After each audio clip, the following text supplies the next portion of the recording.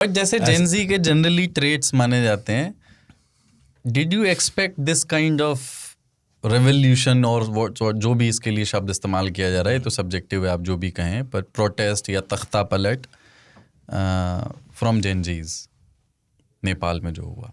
और किससे एक्सपेक्ट कर सकते हो? सदियों से ये वाला काम उन्होंने ही किया है, हुड़दंग मचाने का। नहीं, मतलब तख्ता पलट का काम जो भी है, आंदोलन हो या क्रांति हो, हम बूढ़े लोग तो करेंगे नहीं, युवा ही करते हैं।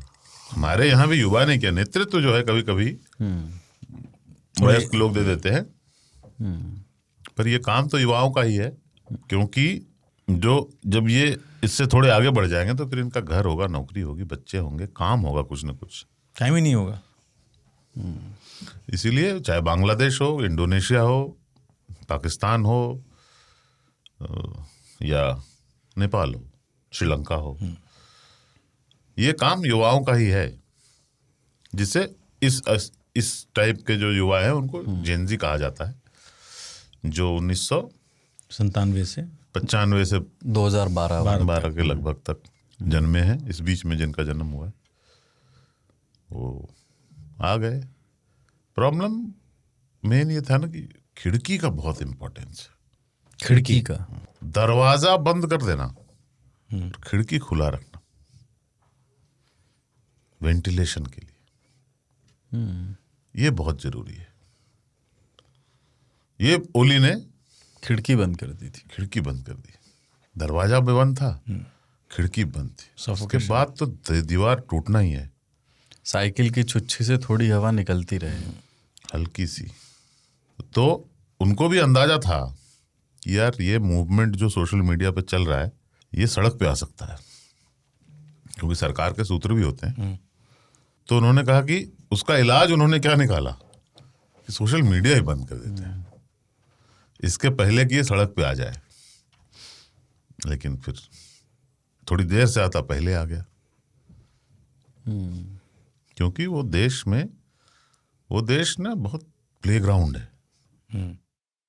प्लेग्राउंड है। कैसे था? दुनिया भर के तत्व जो नेपाल के हित वाले भी हैं और अहित वाले भी हैं, या वहां पे सिर्फ जियोग्राफिकल कारणों से वहां पे रहते हैं। स्पाइस से भरा हुआ है काठमांडू, जासूस थ्रिलर है वहां पे। सबके जासूस, सब तरह के इक्विपमेंट, सब तरह की चीजें, सब तरह की मीटिंग्स, ड्रग लॉर्ड्स मिल रहे हैं, ISI मिल रहा है, राव के भी लोग हैं, चीन के एजेंट्स हैं, CIA बिजबिजा रहा है, MI5 घिस सब। एक हिमालय के फुटहिल में ना एक बहुत जबरदस्त प्लेग्राउंड है, क्योंकि इंस्टीट्यूशनल कैपेसिटी उस देश की भी उतनी नहीं है इन चीजों को रोक पाने की। दूसरा क्या होता है कि गरीब देशों में ना आप तरह तरह के NGO खोल सकते हो कि मैं मोतियाबिंद के खिलाफ लड़ाई है ना, सपोर्टेड बाय दिस फाउंडेशन, जो कि इंडिया में हो सकता है, चाइना में हो सकता है, कहीं भी हो सकता है। शिक्षा के लिए, ग्रामीण शिक्षा के लिए सुदूर इलाकों में काम करने के लिए हमने सिर्फ ऑल नेपाल स्टूडेंट्स फलाना ढिकाना कुछ है, या सहृदय फाउंडेशन स्थापित कर दिया है। उसको जो है कोई बारबरा फाउंडेशन $500 मिलियन देता है कि तुम सुदूर क्षेत्रों में बच्चों को शिक्षा प्रदान करो। वो काम 50 मिलियन में हो जाता है, 450 मिलियन जो है ना उपयोग में लाया जाता है। तो तरह तरह के एजेंसीज, तरह तरह के निहित स्वार्थ वाले लोग बहुत सारे पैसों के साथ एक गरीब देश में खेल करते रहते हैं। और क्या चाहिए? ऑफिस क्यों चाहिए होता है सबको? इसीलिए कि जितने का सेवा नहीं करेंगे उससे ज्यादा ऑफिस में लोग, तनख्वाह, गाड़ियां, उसमें UN और फलाना ढिकाना कुछ लिखा हुआ, फूल पत्ती बना हुआ है ना, और वहां पे कम्युनिकेशन इक्विपमेंट चाहिए, क्योंकि नेपाल की ज्योग्राफिकल लोकेशन अभी के लिए जो है ना बहुत सेक्सी है। चाइना, भारत, चाइना उभर चुका है, भारत उभर रहा है, पर दो शक्तियां जिनका जो बहुत सॉवरेन टाइप की है, इंडिपेंडेंट हैं, पिल्ले नहीं है किसी के, सुनते नहीं है किसी की। इन पे नजर रखना पड़ेगा। ये आज्ञाकारी बालक नहीं है, तो उन पे नजर रखने के लिए आपको नेपाल में रहना पड़ता है।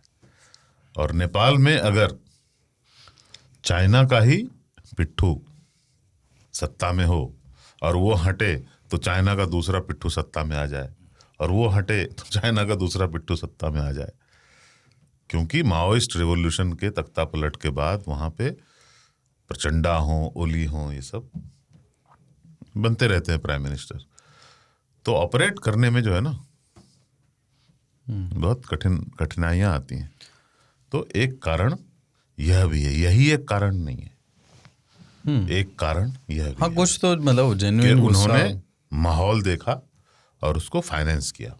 नहीं तो अब घी में आग डायरेक्टली डाल उसको मतलब कहें कि ये तो थोड़ा दिनों में और इस पे स्पष्टता आएगी कि यूएस बैक्ड प्रोटेस्ट। अब कौन है एक और कौन मतलब अगर एक किस मतलब अगर ये आदमी मरता है, इसका कत्ल होता है तो किसको फायदा होता है? जासूस ऐसे सोचता है और इस तरह से वो पहला डायग्नोसिस निकालता है कि कौन कातिल हो सकता है। और इतने बड़े अगर पैमाने एके पे शर्मा ओली की सरकार वहां से जाती है तो किसको फायदा होने के चांस? नहीं, पर वो तो फिर अपने वाले को बना सकता था ना।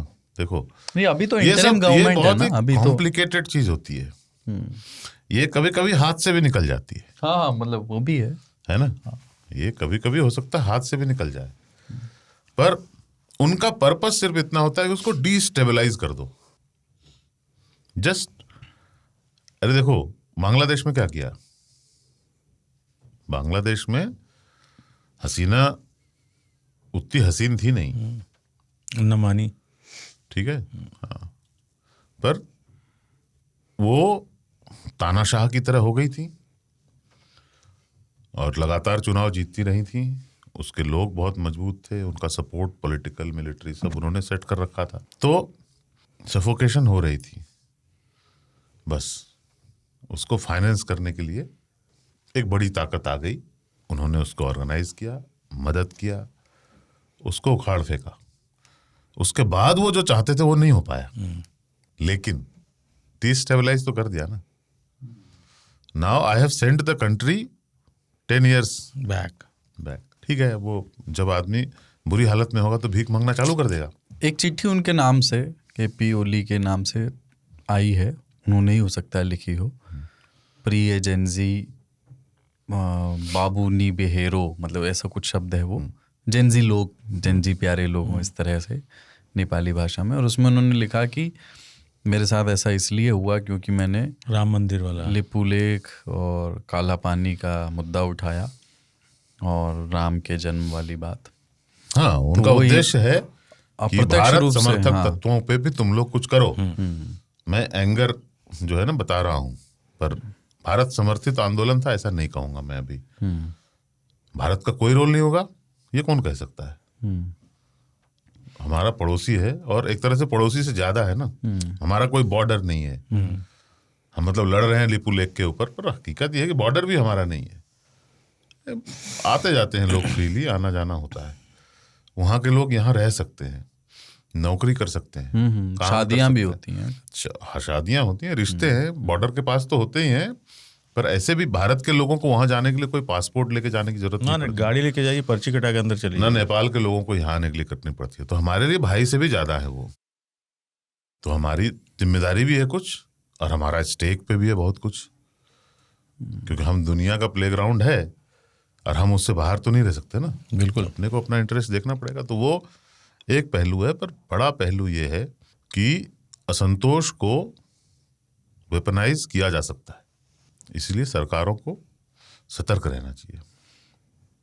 भारत ने इनफैक्ट इसी सरकार ने सब फाउंडेशन एनजीओ सबको बोल दिया भैया फॉरेन फंडिंग नियंत्रित कर रहे हैं हम, और कर दिया। भारत अब टाइगर बचाने के लिए पैसे नहीं लेता बाहर से, पहले लेता था। हम सक्षम हैं अब।